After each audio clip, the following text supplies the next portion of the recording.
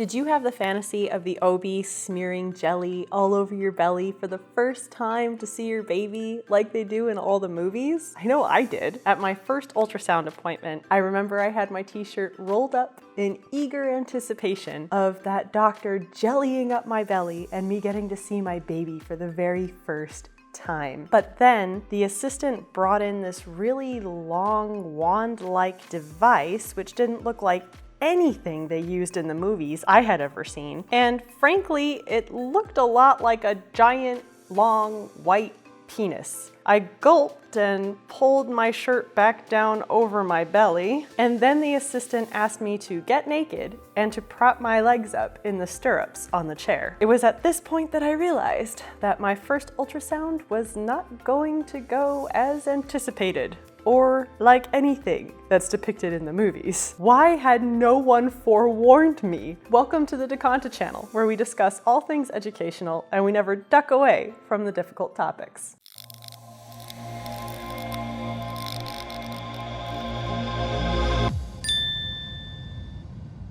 So what can you expect at your very first ultrasound then? When you arrive at your OB and check in, the first thing that they're going to do is take you back and they'll measure your weight and your height. They'll take your blood pressure and your temperature. The next thing that happens is that they will escort you to your private room with one of those special OB chairs that you would normally sit in to get a pap smear done. You know, the kind that has the foot stirrups and all that jazz. It's our favorite kind of chair. That's the private room they're gonna bring you to, and that's gonna be the chair they sit you down in. Next, your OB will come into the room and review all of your medical records with you. So basically, they're just gonna go through and make sure that they know everything about you that they need to know, anything that could interfere with your pregnancy or complicate your pregnancy, any drugs you're taking or should be taking at this point, like your prenatal vitamins and folic acid and all that jazz. They go through all of that with you together. And they also tell you what your options are at that point. So basically, if you're a higher risk pregnancy, what you can do, what you can expect, what your birth process might be like, and so on and so forth. This is a great time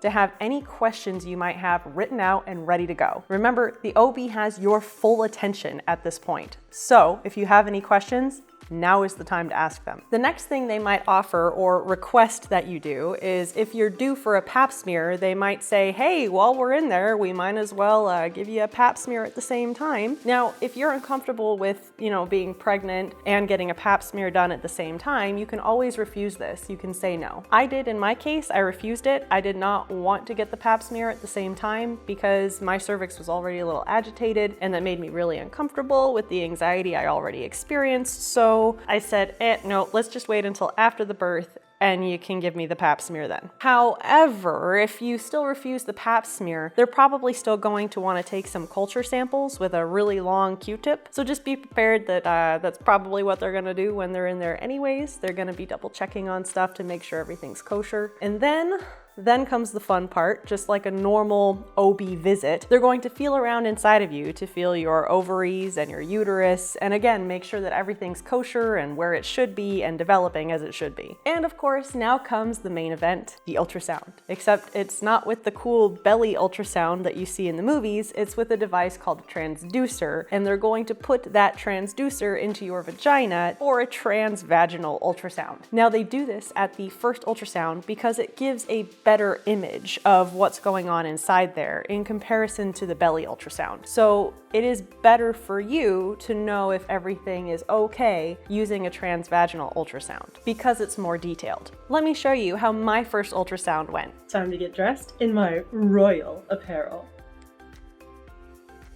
Or shall I say, undressed, that is. Gorgeous, darling. You look gorgeous. Absolutely stunning, I do say. Just waiting for the doctor to get here. Excited to meet our little one. And not so excited about having the giant vagina wand shoved inside me. Oh goody. It's about to get personal up in here. The whole pap smear thing, so I'd rather hold off on it.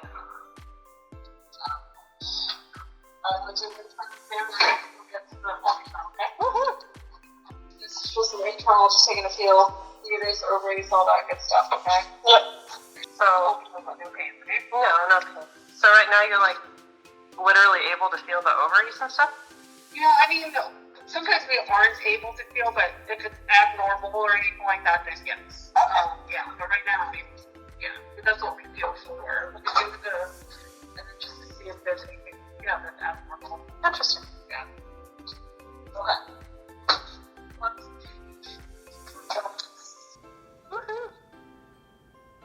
The wand of death.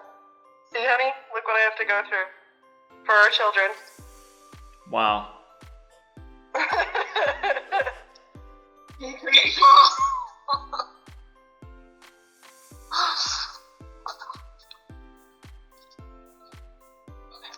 No pressure. Okay. Okay. We're gonna turn off the light.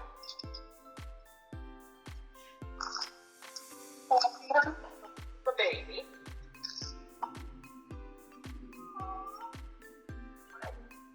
Hi, Megan.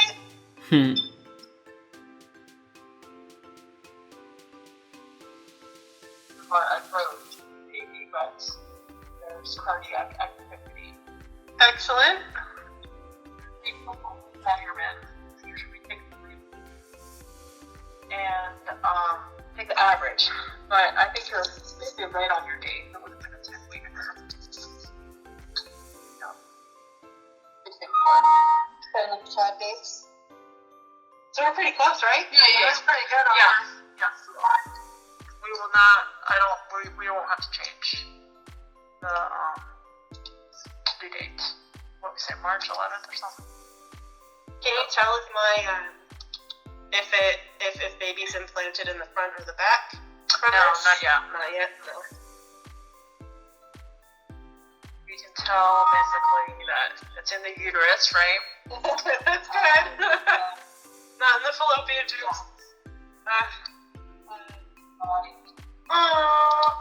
You're a little nugget, honey.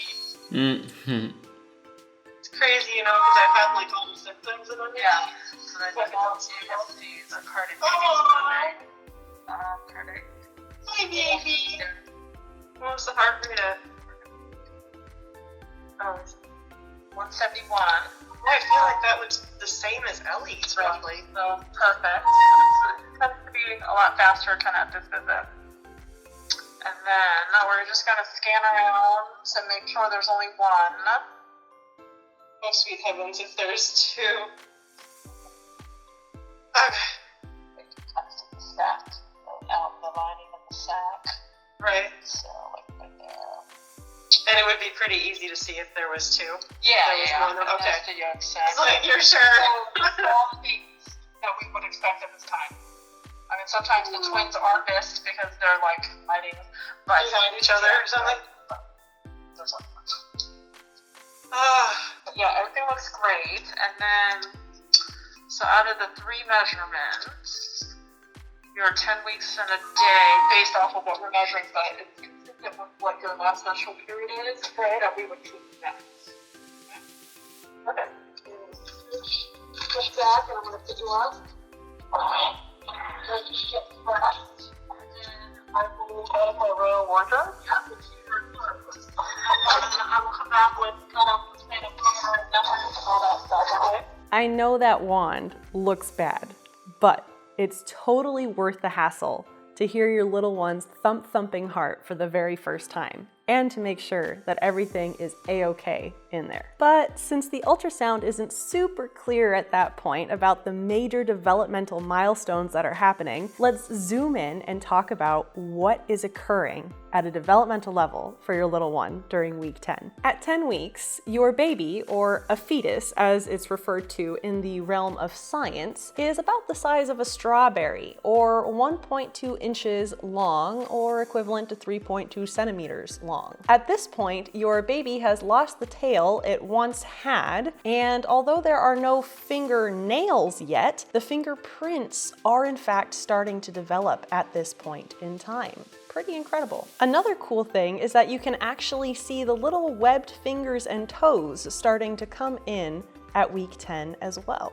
Many of your little one's vital organs are currently in place. Even the eyes are in place, although they're currently fused shut and they won't open till around week 27. The bones are starting to replace cartilage, and that means that the teeth are also starting to harden and get connected to the jawbone. And your baby's brain just continues to grow and grow and grow, making hundreds of thousands of neural connections, causing a slight bulge to come forward on their forehead to support all of that neural growth. So with all of those great milestones going on inside of me, how did this mama feel for week 10? Well, right at the start of this week, unfortunately, both me and my daughter got sick with a cold, and it happened to be Ellie's first cold. Of course, not my first, but definitely not my last either, with a toddler running around. And that made me really agitated and annoyed at pretty much everything, which of course made me feel like the worst mother in the entire world, because my toddler was experiencing her first cold, and instead of being nurturing and soothing and wanting to love on her, I just was so annoyed at everything and so ticked off all the time. And that of course made me really guilty and sad because I wanted to cuddle her, but I couldn't get over myself to do it. But after a day or two of feeling this way, I finally did manage to get over myself, and I was able to feel more motherly and nurturing again, and all that guilt went away. And of course, you know, we worked through it, even though I was experiencing the same cold with razor blades in my throat, trying to comfort her as well, while also pregnant and slightly nauseated, and not to mention I just can't eat red peppers anymore. Apparently this little one inside of me really does not like red peppers. I tried eating them one night with some onions, I sauteed them up, smelt delicious, looked delicious, ate it, and didn't feel the same for like 2 days straight. Can't stand the sight or smell of anything containing red peppers from there on forwards. And on a positive but also slightly annoying note, my fingernails are growing at rapid rates, and so is my hair. So